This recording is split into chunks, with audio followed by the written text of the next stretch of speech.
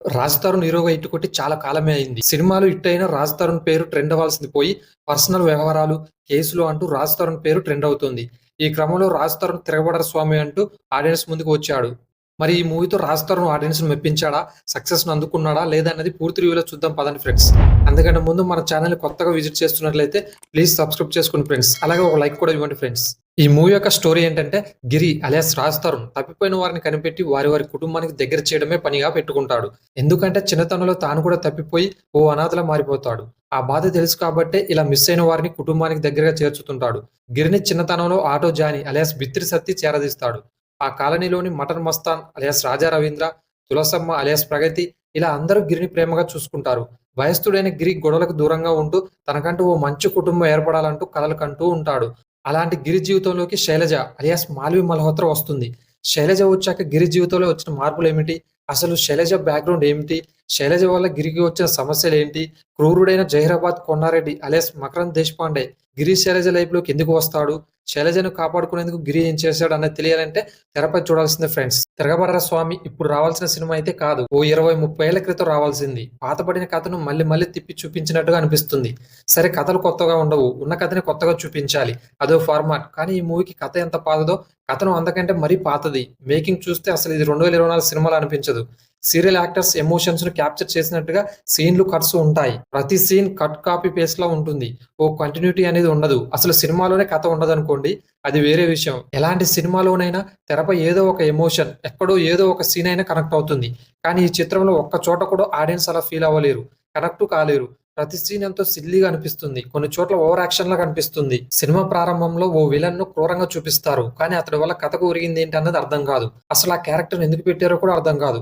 ఇక 'రాజ్ తరుణ్' తప్పిపోయిన వాళ్ళని కనిపెడతాడని 2 సీన్లను ఉదాహరణకు చూపించారు. వాటిని చూస్తే ఎంతో సిల్లీగా అనిపిస్తుంది. క్లాసులు పీకినట్టుగా కనిపిస్తుంది. అలాంటి సీన్లను చూస్తే ఎమోషనల్‌గా కనెక్ట్ అవ్వాలి. కానీ వాటిని చూసి నవ్వుకోకూడదు.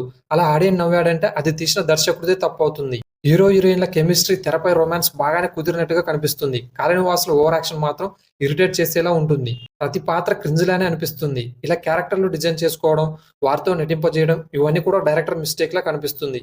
ఏ ఒక్క సీన్ కూడా కొత్తగా ఊహకు మించేలా సాగదు. నెక్స్ట్ సీన్ ఏంటన్నది చిన్న పిల్లాడు కూడా చెప్పేస్తాడేమో అనేలా ఉంటుంది. సరేలే ఫస్ట్ హాఫ్ ఇలానే ఉంటుంది. అసలు కథ, ఎమోషన్, సంఘర్షణ సెకండ్ హాఫ్‌లో ఉంటుందేమో అని ఆడియన్స్ అనుకుంటే తప్పే అని తర్వాత తెలుస్తుంది. విలన్ గ్యాంగ్‌లోని కమెడియన్లతో చేయించిన సీన్‌లు వరస్ట్‌గా అనిపిస్తాయి.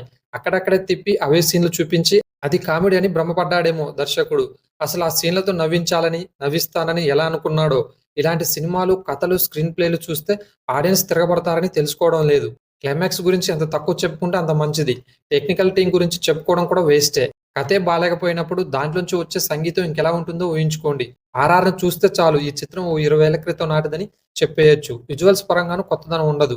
డైలాగ్స్ కూడా పరమ రొటీన్‌గా అనిపిస్తాయి. ఇక 'రాజ్ తరుణ్' నటన గురించి చెప్పుకోవడానికి ఏమీ లేదు. ఉన్నంతలో బాగానే చేశాడు. కాకపోతే ఇలాంటి కథలను ఎంచుకొని సినిమాలు చేస్తున్నాడేంట్రా అని అనిపిస్తుంది. ఇక మాల్వి మల్హోత్రా కంటే విలన్ గ్యాంగ్‌లో కనిపించిన మన్నారా చోప్రా అందాలే ఎక్కువగా గుర్తుంటాయేమో. ఆమె నటన ఓవర్ యాక్షన్‌లా అనిపిస్తుంది. ప్రగతి, రాజా రవీంద్ర, ఆటో జానీ, గీతా సింగ్ ఇలా అన్ని పాత్రలు ఆడియన్స్‌ని విసిగిస్తాయి.